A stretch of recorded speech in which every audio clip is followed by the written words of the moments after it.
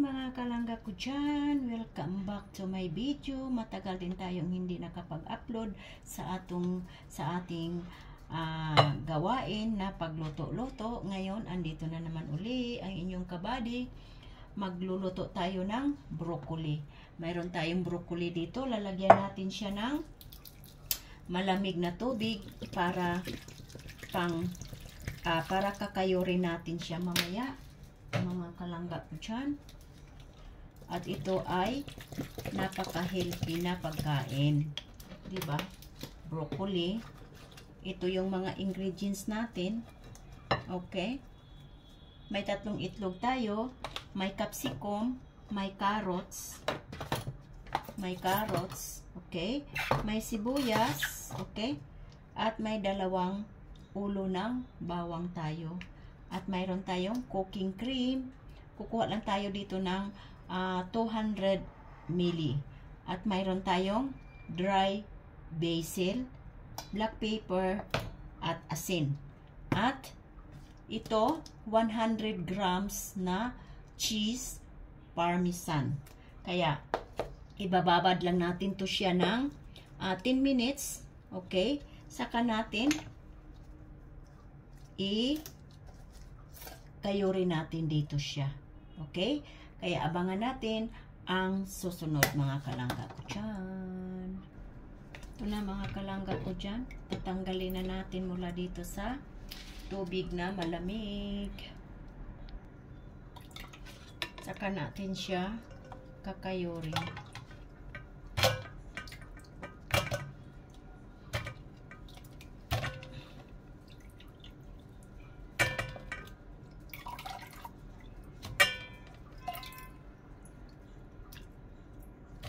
Tuluin muna natin yung tubig. At ito na, kakayurin natin.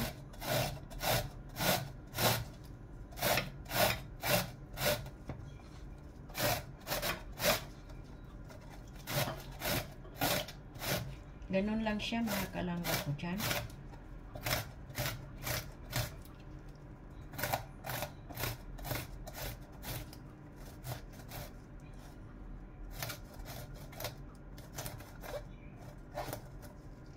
Okay, kaya nakita na natin.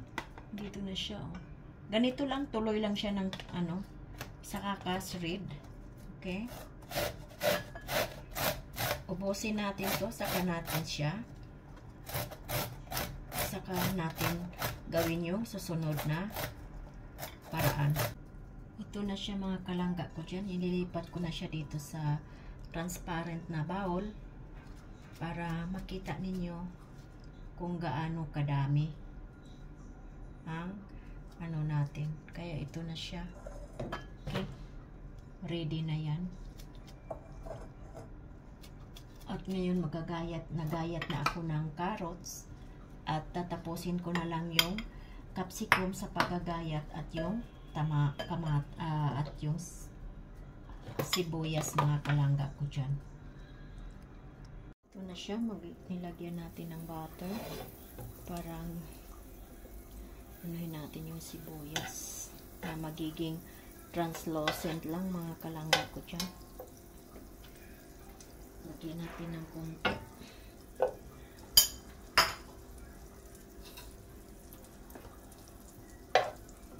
Saka natin ilagay yung sibuyas. Ito na, lagay na natin yung sibuyas.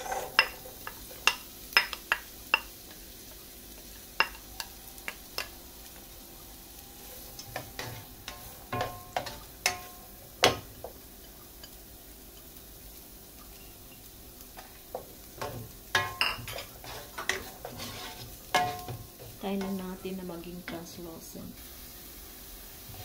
Ngayon, ilagay natin yung carrots na ginayat natin.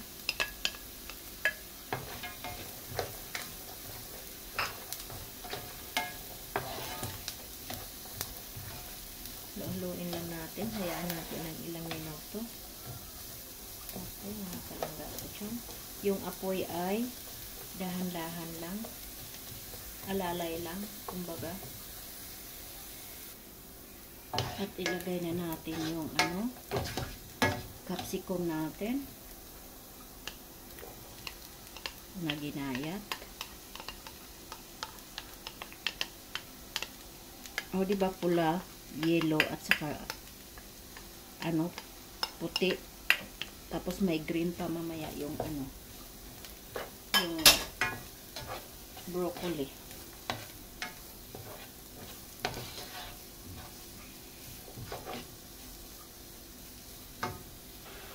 Lagyan natin ng salt.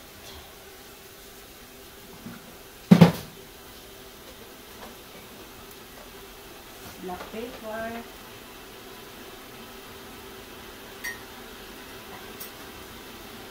Hindi ganong dumadaan tong mga black pepper.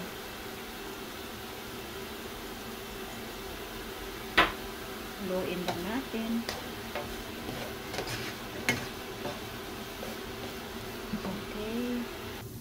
At lalagyan natin siya ng basil. Mga kalangga ko dyan. Half teaspoon lang. Half teaspoon na basil. At hahaluin ulit.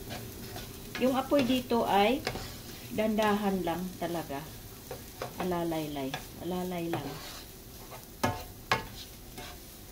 Okay. Ngayon, ito yung bawang. Lalagyan natin ng bawang, mga kalangga ko dyan. Yung 2 ulo ng bawang. Haluin ulit.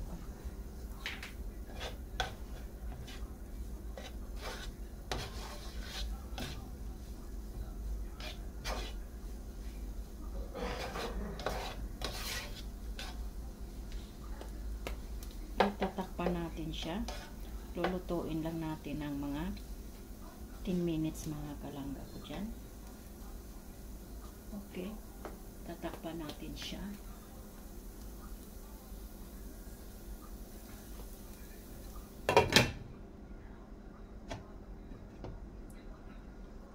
Minutes lang, mga kalangga ko dyan.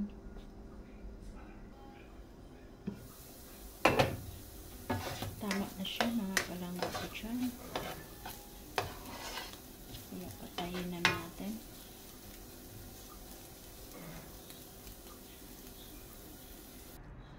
Ito na siya, mga kalangga ko dyan. Ihalo na natin dito sa broccoli natin na nakayod kanina.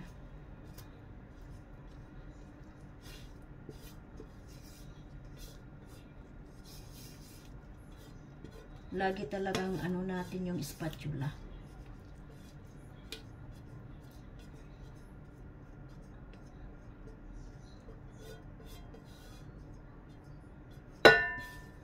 Okay.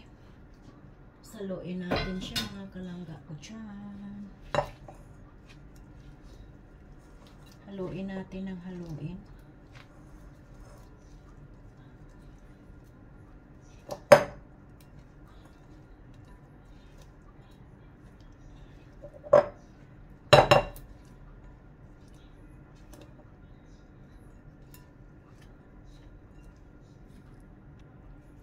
Ngayon, halong-halo na siya, mga kalangga ko dyan. I-set aside natin. Okay. Set aside natin. Pero andyan pa rin yung spatula natin. Ngayon, gamit tayo ng 3 itlog.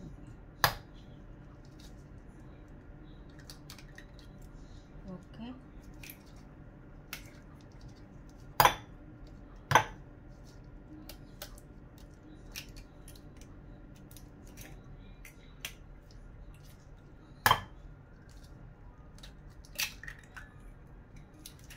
At lalagyan natin ng asin.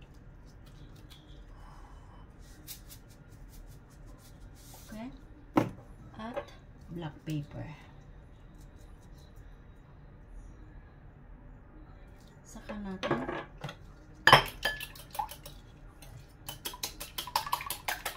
i-mix.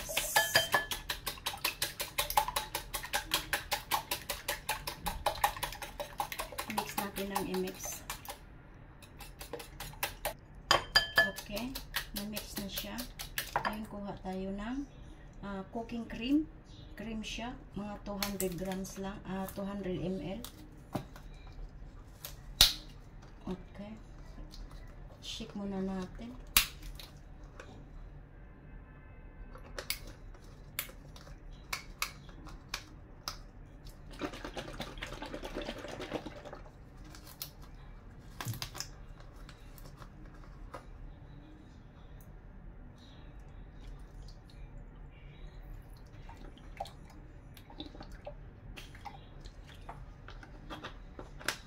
Okay. Ihahalo natin siya dito sa itlog,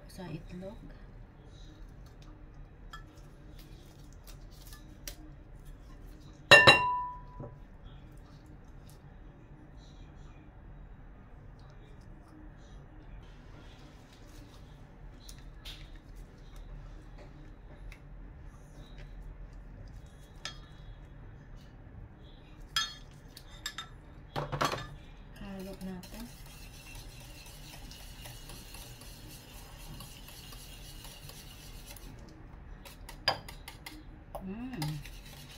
Mukhang mayami. Mukhang yummy siya. Bye-bye. Ngayon, i-mix na siya. Ilagay natin yung parmesan cheese natin, mga kalangga ko dyan.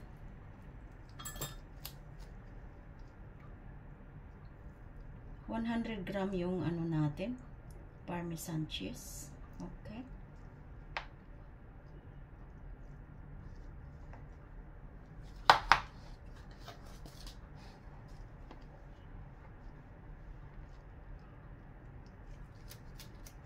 Talagang masarap ito kasi marami ang parmesan, marami ang cheese.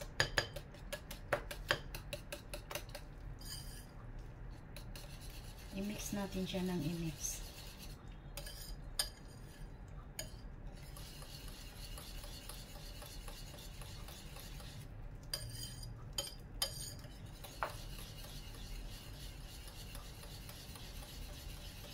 At lalagyan natin ng half teaspoon na basil. Lagyan na naman natin.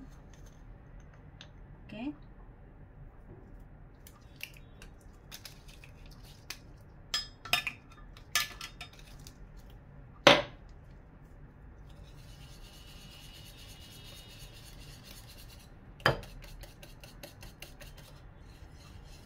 Halong-halo na siya, mga kalangga ko dyan.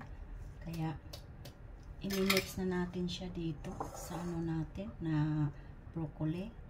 Okay.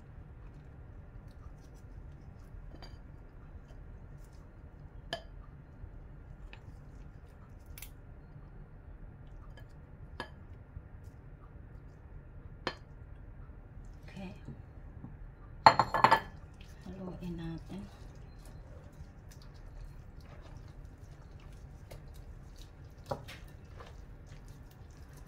Ano sa tingin ninyo, mga kalangga ko dyan? Diba healthy at saka yummy?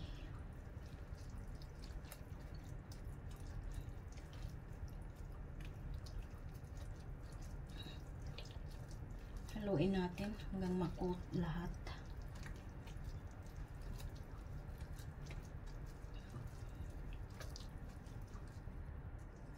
Ngayon, mix na siya. Nahahalo na talaga siya. I-set aside natin uli. Okay? Bago natin ilagay sa tray. Ito, mayroon tayong tubig. At mayroon tayong baking paper. Lalo natin siya dito sa tubig. Okay. Isok natin siya, mga kalangga ko dyan. Isok natin. Okay. Saka natin siya lalagay sa baking tray. Yung baking tray natin.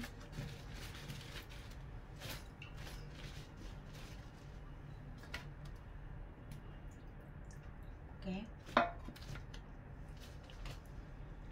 Lalagay natin siya dito. Yan na siya, mga kalangga ko dyan. Saka natin ilagay ang broccoli natin. Okay.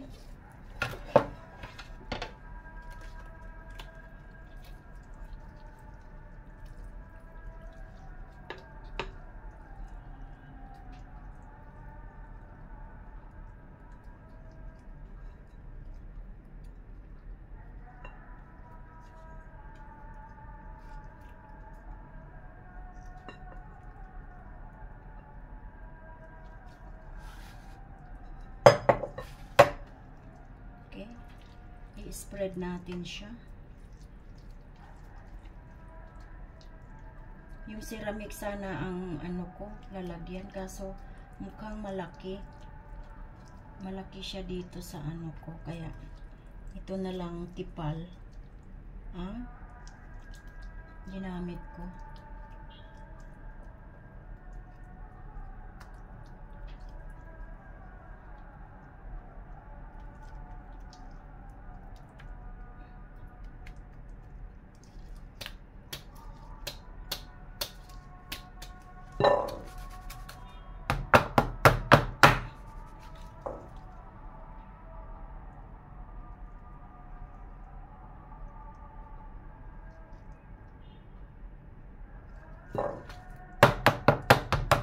Okay, so lalagyan natin ng cheese ulit, cheese na parmesan, at lalagyan natin siya ng konti ng cheese, mozzarella cheese.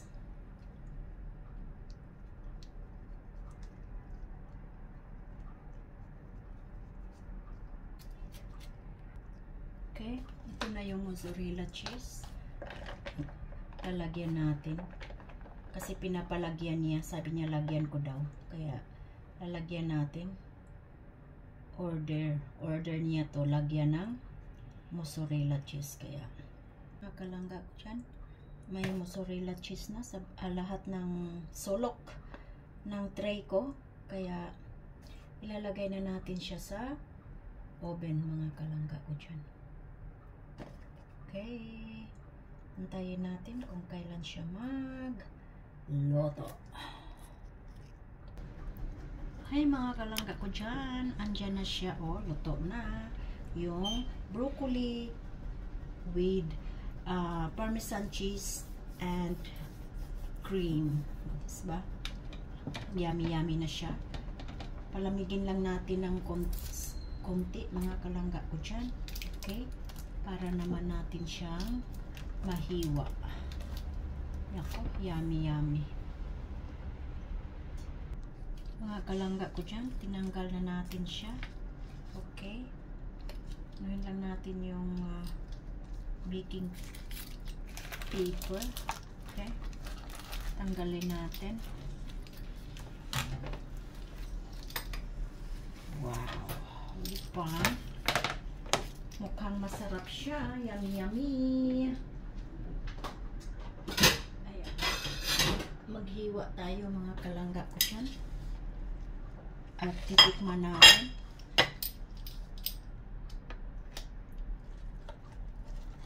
Wow.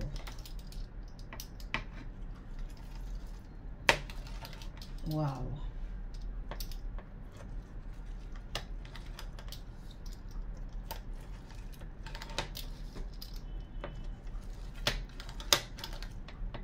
Okay.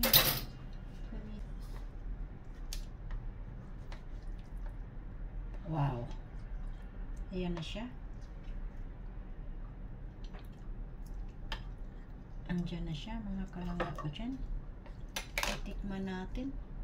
Kaya huwag natin kalimutan, suportahan si Kuya Bal Santos Matubang, Kalinga Prab, Ate Edna Vlog, at ang buong Team Organic, Malo de Los Santos, Selena Barbosa Official, Cel TV PH, Banat Bagsik, Ermagalo Mix Vlog, Edna Buesa Mix Vlog, Rockbites Mix Vlog, at ang inyong lingkod, Hayat Mix Vlog.